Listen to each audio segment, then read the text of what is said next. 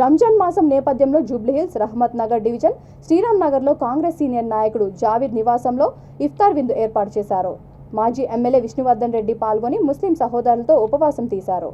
ఈ కార్యక్రమంలో కాంగ్రెస్ నాయకులు భవానీ శంకర్, లియాఖత్ ఆలీ, కేశవులు, వినోద్, రాములు, అరుణ్, సికందర్ పాల్గొన్నారు.